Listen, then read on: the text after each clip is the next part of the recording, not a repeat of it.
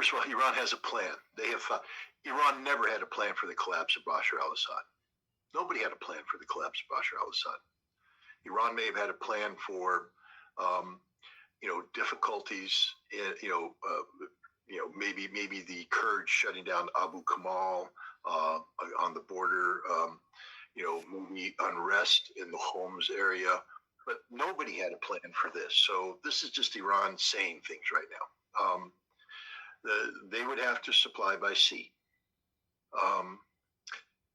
I think we're looking at a completely different geopolitical picture. I think we're also looking at a new reality for Hezbollah.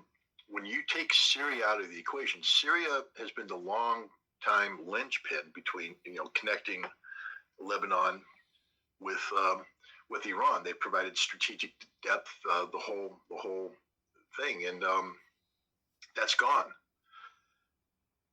Is Lebanon going to resupply Hezbollah by sea?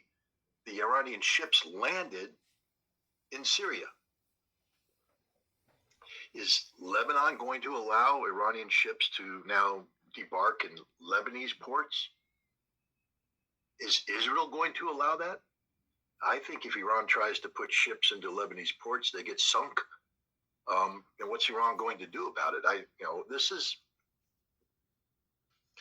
The Iranians are saying things right now because they have to say things, because they have to create a certain perception. But no, this is a strategic defeat for Hezbollah. Again, unpredictable. But here we are. And I think Hezbollah is going to have to make some decisions coming up. Let's never forget that Hezbollah is a political party, part of the Lebanese government. And one of the reasons why this ceasefire took place is because of the responsibilities of government that have been imparted to Hezbollah because of its status as a political party. They had to take the ceasefire because the conflict wasn't just about the Hezbollah versus Israel. It had consumed Lebanon. And the Lebanese people said, we're not willing to continue to pay this price. So there was that ceasefire. I think without the possibility of significant long-term resupply, Hezbollah as a standalone resistance movement has been sufficiently degraded to the point that at some point in time, I think you're going to have to see that Hezbollah does transition to control the Lebanese armed forces and becomes an extension of the Lebanese armed forces, responsive to the Lebanese government, not Hezbollah party. So we're going to see a complete redefinition of what Hezbollah is, because what it was is impossible to sustain. First of all, they lost Hassan Nasrallah, a very charismatic leader who had navigated Lebanese politics for some time and had a fantastic relationship with the Iranians, and whose sheer presence could influence outcomes. He's gone, and so is much of his senior leadership. The new leadership of Hezbollah lacks the history, the gravitas, the visibility that Nasrallah had. And they've just been handed the worst possible situation ever. So I think right now, both Iran and Hezbollah are desperately trying to chart what this means in the way forward. And I would also say this, that there appears to be a political, I'm not going to call it a crisis, but there is political differences of a strategic nature unfolding inside Iran between the president and the Iranian Revolutionary Guard Corps. And this defeat that's happened right now in Syria, and the problems that are manifested for Hezbollah are going to require strategic thinking. Is Iran prepared to engage not just Israel, but the collective West over the issue of Hezbollah? Is this going to be an existential issue for Iran, where they will throw the total weight of their military power behind it? or is Iran going to have to readjust and redefine itself? And I think that the president of Iran has a very strong hand right now for, you know, readjusting, cutting your losses, redefining a relationship with Hezbollah that isn't based upon Hezbollah being the cornerstone of an axis of resistance. And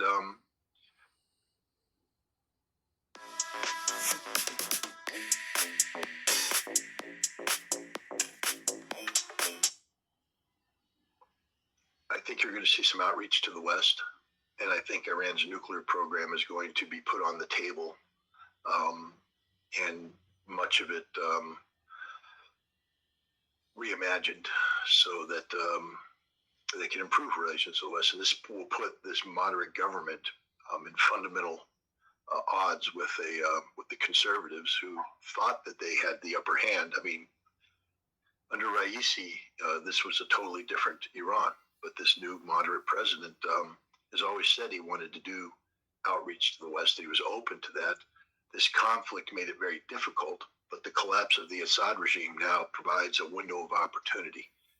And it just happens to coincide with an American president who is looking for this very kind of redefinition of relationships with Iran. And we could be seeing a potential major foreign policy success for Donald Trump. You know, he withdrew from the JCPOA, calling it a bad deal. And many of the arguments that he made that said it was a bad deal manifested themselves as Iran responded to the non-compliance of the European Union to withdraw from, limits to enrichment, capacity, capability, etc. And as I've said, this has put Iran on the cusp of being a nuclear power.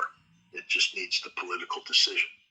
That political decision could have been forthcoming if the continued antagonism between Iran and Israel pre-collapse of Assad furthered itself. But right now, I don't think, first of all, Israel believes that it has strategically defeated Iran. And from the standpoint of Hezbollah, Israel's probably correct. Not that it did it, but the defeat has occurred. Iran will, I think if they can improve relations with the West, they put their nuclear program, we're going to be seeing the end of Iran being on the cusp of having a nuclear weapon. This will be the denuclearization of Iran, so to speak. And it's something that Trump has always wanted to do. And ironically, in the second term, he may get what he sought in his first term. He always told the Iranians there's a better deal out there, but you have to be willing to give up your nuclear program. And Iran was never willing to do that. But now, given the new realities that exist, Iran. Now, there's a lot of, I know there's Iranians watching this right now who are, Ritter's crazy. Guys, I'm not saying what I want. I'm telling you what the facts are. The president of Iran's a traitor. That's because you believe what he's doing is wrong, but he's doing it. Zarif is a traitor. That's because you disagree with the posture that Zarif has taken, but it doesn't mean that he hasn't taken it. The fact that I'm pointing out that these things are happening is not a vote for or against. It's a statement of fact. Whether you like it or not is irrelevant. It's happening. It's real.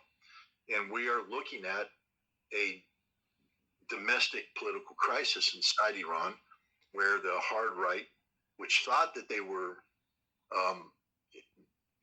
dominating, and they were under Raisi. The way that they were shaping this conflict with Israel was, with the axis of resistance, supporting Hamas, Hezbollah, Ansarallah, they were there. The collapse of Assad has changed the entire calculus.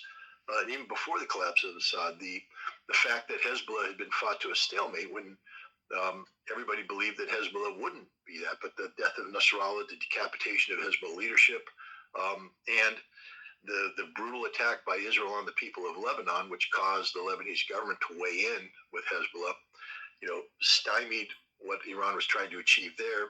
And now the collapse of Assad has totally thrown Iran into disarray. And this president may be given the green light. People say, well, why would they do that?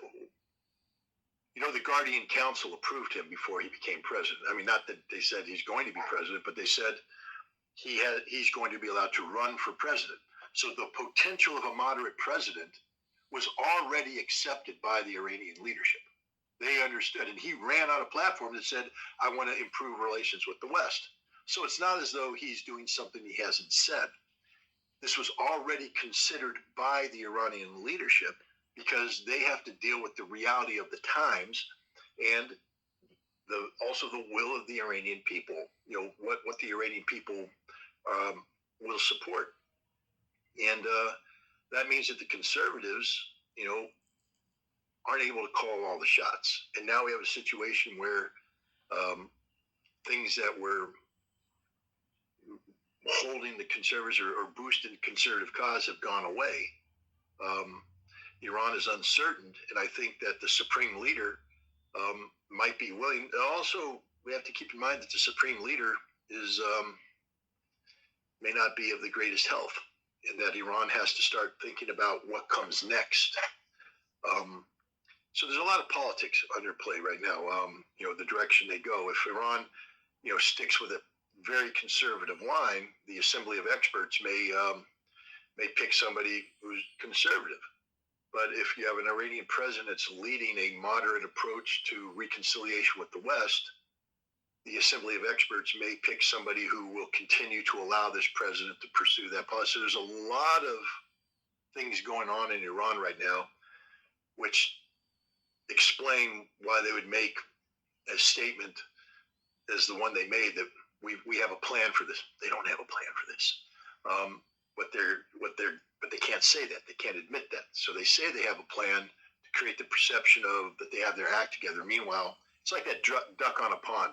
When you take a look at a duck on a pond, he's just sitting there all smooth and looking good, but underneath those feet are turning a mile a minute. And I think that's what's going on in Iran right now. They're trying to create the impression of we're in control. They're in control of nothing. I'm not saying they're about to collapse, but I'm saying there's a lot of uncertainties, debate, discussion that's taking place right now. And one of the big uncertainties is what is the real position of Donald Trump? He's surrounded himself with these very pro-Israeli people, and many in Israel believe they should go for the kill.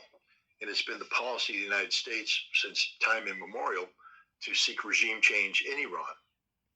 But Trump did say in the lead up to the campaign that he's not interested in regime change in Iran, that he's looking to, get Iran back into the global economy and lift sanctions.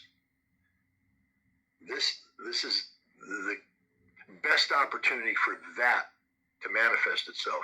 Whether you agree with it or not is a different question. I'm just saying if that's a policy objective that Trump wants, it's a policy objective now that's the potential is being discussed in Iran. So there is the potential for a deal.